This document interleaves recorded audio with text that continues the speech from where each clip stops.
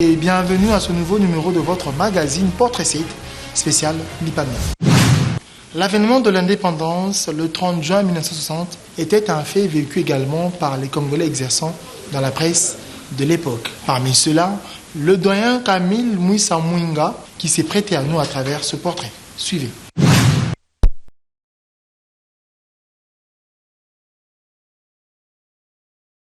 La date historique de l'indépendance de la République démocratique du Congo approche à grands pas. De même, l'envie de recueillir des témoignages et souvenirs approche à grands pas aussi. Pour ce faire, Portrait 7 est allé au devant d'un témoin parmi les privilégiés de notre indépendance. L'un des reporters à avoir pu couvrir la journée d'accession à l'indépendance congolaise, ce journaliste doyen a eu l'opportunité d'être abordé par Portrait 7. À la première préoccupation consistant à se présenter, l'interlocuteur s'y est pris à cœur joie. Je suis quinois. J'ai cette fierté de dire que Congo Belge et Rwanda-Urundi, je suis le seul qui soit encore en vie de la première promotion du collège Saint-Joseph du Congo Belge et du Rwanda-Urundi. C'est à la fin de la formation en école secondaire qu'est née en lui la passion pour le journalisme. Il le dit en bon souvenir. Dans les cours de littérature française, Kandé et moi, nous deux, nous étions les élèves les plus brillants. Chaque trimestre, c'était lui, premier en matière de littérature, l'autre trimestre c'est moi, et pendant 3 ans, nous sommes amusés comme ça. Alors le goût de la littérature française, le goût du français, le goût du journalisme a débuté là, sur place. Il n'y avait pas encore de journaux pour Congolais. Alors, Kandé et moi, automatiquement, on s'est dit, il faut qu'on devienne journaliste. Déjà journaliste reporter, il décrit les circonstances d'obtention de l'indépendance de l'ex-Congo belge le 30 juin 1960. Il est un fait que moi, avec ce qui se passait, les revendications de l'Abaco, la surenchère du MNC Lumumba, j'ai écrit des articles. Des gens qui raisonnent comme moi, nous sommes dit, ça va dérailler. Cette indépendance-là, ça ne va pas. Bon, c'est ainsi que quand le roi Bourrin est arrivé le 29 juin, à 16h, en tant que reporter, j'ai couvert l'événement et le lendemain défilé sur le boulevard Albert Ier.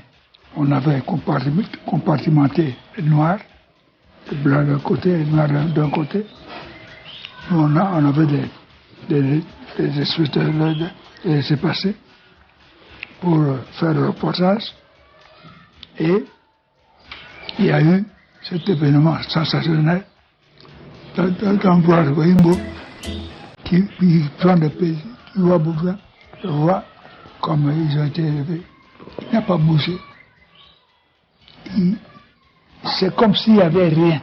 S'agissant de savoir sa contribution à l'édification de la nation congolaise, l'interlocuteur en 10 mots. J'en ai formé et assisté. 7 sont devenus ministres. Même le premier ministre de l'Angola, Pinochet, a été formé chez moi. Il y a des ministres qui sont en fonction pour le moment, qui étaient formés chez moi, et des grands éditeurs de journaux qui dirigent des journaux actuellement, qui ont été formés par moi. Le président actuel de l'Union de la presse du Congo, c'est moi qui l'ai pris à Louabou, à Kananga, amené à Kinshasa, et voilà ce qu'il est devenu aujourd'hui, patron de la presse congolaise. Voilà comment je dois former les gens et presque tout le monde est resté reconnaissant vis-à-vis de moi. En cette période commémorative des 56 ans d'indépendance congolaise, le doyen Mouissa se comporte en conseiller tout en souhaitant bonne fête aux Congolais.